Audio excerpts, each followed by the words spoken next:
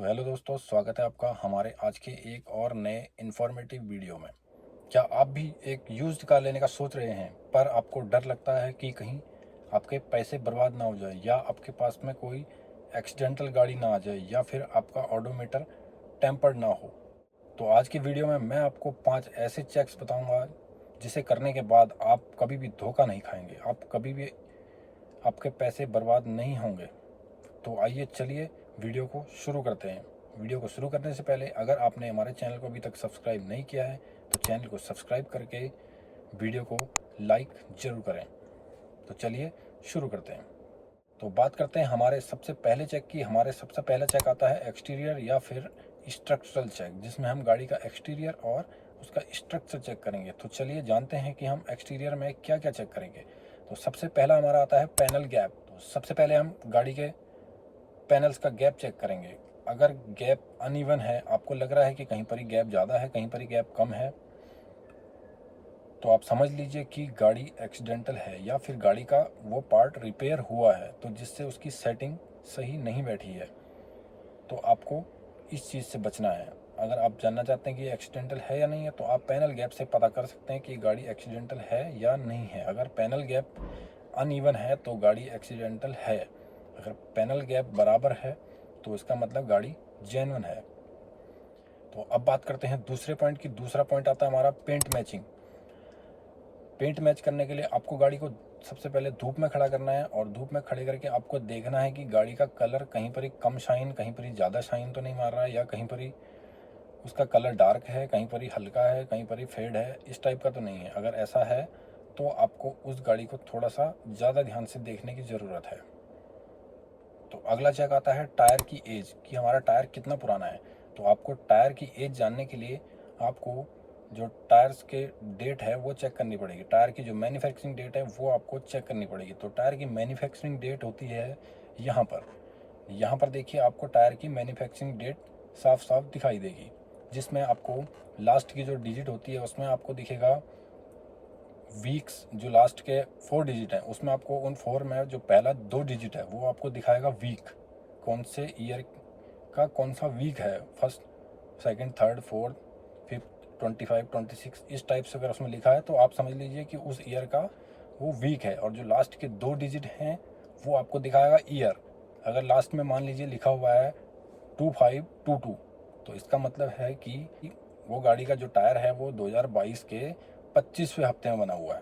तो इस तरह से आप टायर की एज भी चेक कर सकते हैं कि आपका टायर कितना पुराना है। अब बात करते हैं हमारे अगले चेक की। अगला चेक हमारा आता है इंजन और मैकेनिकल चेक, जिसमें हमें इंजन और उसकी मैकेनिकल पार्ट्स के बारे में चेक करना है। तो आइए जानते हैं कि हमें इंजन के और मैकेनिकल चेक में क्या क्या चीज़ें हमें चेक करनी है। तो यहाँ पर एक बहुत ज़रूरी बात है, अगर आप सेकेंड हैंड गाड़ी खरीदने जा रहे हैं तो आप कभी भी गाड़ी को रास्ते में ना देखिए। कभी भी आप, जब भी आप गाड़ी लेने जा रहे हैं तो आप गाड़ी जिस ऑनर की है आप उसके घर पे जाके गाड़ी चेक कीजिए।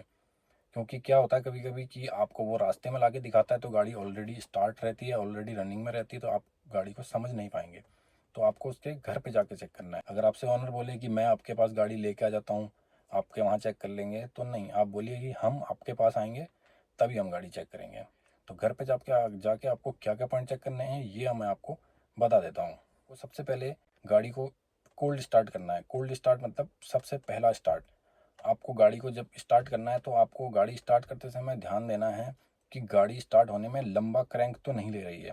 अगर गाड़ी लंबा क्रैंक ले रही है तो गाड़ी में कुछ इशू हो सकता है। उसके बाद जब आपकी गाड़ी स्टार्ट हो जाती है पहली बार में, तो आपको देखना है कि गाड़ी में कोई अनयूजुअल नॉइज़ तो नहीं आ रही है कहीं से, कहीं खटखट, कहीं फटफट, इस टाइप की कोई नॉइज़ तो नहीं आ रही है। आपको ये भी चेक करना है। कभी कभी क्या होता है कि गाड़ी तो स्टार्ट हो जाती है बट स्टार्ट होने के बाद गाड़ी वाइब्रेट करने लगती है, बहुत ज़्यादा वाइब्रेट करती है। उसके बाद आपको, जब आप वहाँ पर चेक करने जाएँ, तो आपको सबसे पहले ये देखना है कि आप जहाँ पर गाड़ी खड़ी है वहाँ पर नीचे कुछ लीकेज तो नहीं है, कहीं ऑयल तो नहीं गिरा है। आपको ये ज़रूर चेक करना है। अगर वहाँ पर, जैसे वहाँ पर गाड़ी रात भर खड़ी है तो वहाँ पर ऑयल ज़रूर गिरेगा अगर गाड़ी में कुछ ऑयल लीकेज होगा तो। अगर नहीं गिरेगा तो इसका मतलब गाड़ी में ऑयल लीकेज नहीं है। तो आपको ज़मीन में देखना है कि कहीं ऑयल तो नहीं गिरा है। उसके बाद जब आपकी गाड़ी स्टार्ट हो जाती है तो आपको इंजन ऑयल, जहाँ से भरते हैं इंजन में, इंजन ऑयल फिलर की जो कैप होती है उसको खोलना है। उसको खोलने के बाद आपको देखना है कि वहाँ से कोई वाइट फ्यूम टाइप की तो नहीं आ रही है, या फिर अंदर कुछ वाइट सा एलिमेंट तो नहीं है, आपको ये ज़रूर चेक करना है। अगर वाइट एलिमेंट अंदर है तो इंजन में आगे चल के दिक्कत आ सकती है। इसके बाद आपको चेक करना है गाड़ी के पैनल्स की घिसावट। आपको ब्रेक, क्लच, एक्सीलेटर के पैडल्स को देखना है कि उसमें जो रबर लगी है वो कितनी घिसी हुई है। आपको स्टीयरिंग देख के भी पता चल जाएगा। अगर गाड़ी ज़्यादा चली हुई है तो आपको स्टीयरिंग भी घिसा हुआ सा दिखेगा। अगर आपको लग रहा है कि स्टीयरिंग घिसा हुआ है लेकिन ओडोमीटर कम चला हुआ है, तो हो सकता है कि आपका ऑडोमीटर टेम्पर्ड किया हो, ऑडोमीटर आपका आगे पीछे खिसकाया हुआ हो। तो आपको पैडल्स को देख के ज़रूर चेक करना है। पैडल घिसे हुए हैं लेकिन गाड़ी कम चली है, तो आपको इस कंडीशन में ये समझ लेना चाहिए कि उसका ऑडोमीटर ज़रूर पीछे किया हुआ है। और अगर गाड़ी आप ले रहे हैं तो हो सके तो आप उसकी सर्विस हिस्ट्री ज़रूर चेक कीजिए। अगर वो गाड़ी सर्विस सेंटर में ही सर्विस हुई है तो उसकी सारी हिस्ट्री आपको सर्विस सेंटर में मिल जाएगी कि ये गाड़ी एक्सीडेंटल है या नहीं है, इसका ऑडोमीटर पीछे किया हुआ है या नहीं है। बाकी उसके टायर्स वगैरह सारी आपको कंडीशन उसकी सर्विस सेंटर में जाके मिल जाएगी। तो आप सर्विस सेंटर में जाके ज़रूर चेक करवाइए।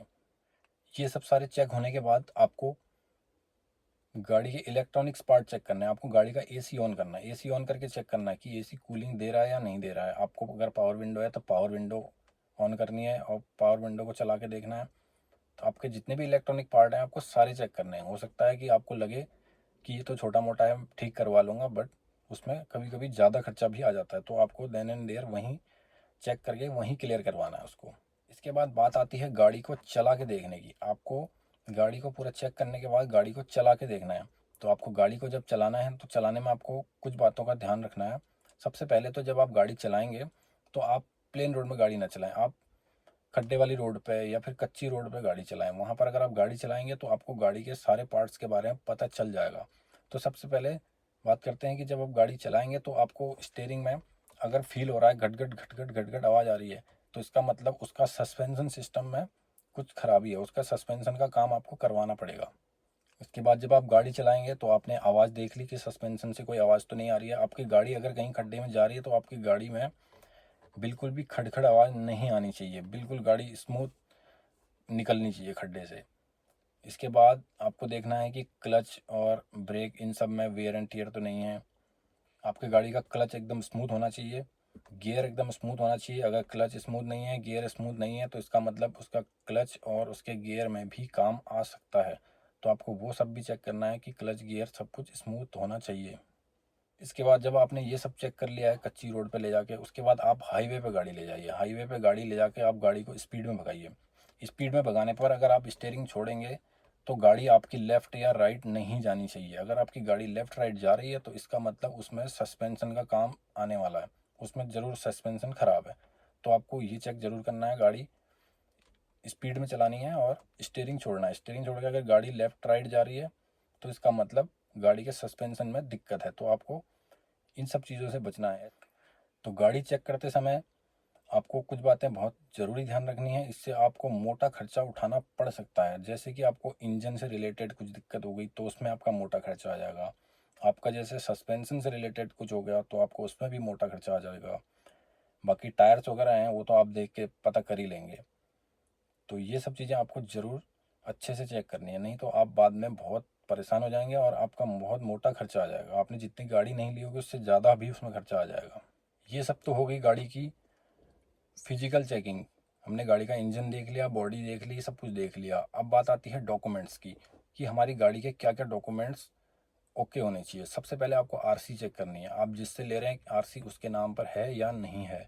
आरसी को कितने आरसी में गाड़ी की मैन्युफैक्चरिंग डेट, गाड़ी का रजिस्ट्रेशन डेट सब कुछ लिखा है। तो आपको वो सब कुछ चेक करना है।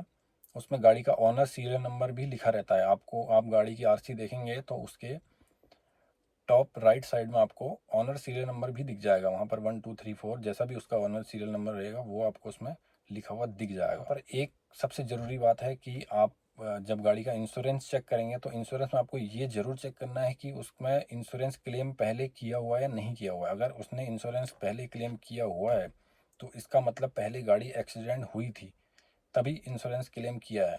तो आपको इंश्योरेंस क्लेम की हिस्ट्री भी ज़रूर चेक करनी है। तो ये तो थे कुछ स्टेप्स जिन्हें जानकर आप एक खराब गाड़ी लेने से बच सकते हैं या आप एक मोटा खर्चा उठाने से बच सकते हैं। उम्मीद है आपको आज का ये इन्फॉर्मेटिव वीडियो ज़रूर पसंद आया होगा। तो अगर आपको ये वीडियो पसंद आया तो आप वीडियो को लाइक कीजिए, अपने उन फ्रेंड्स के साथ में वीडियो को शेयर कीजिए जो एक पुरानी गाड़ी लेने की सोच रहे हैं। और मिलते हैं आपसे एक ऐसे ही अगली वीडियो में, तब तक के लिए जय हिंद।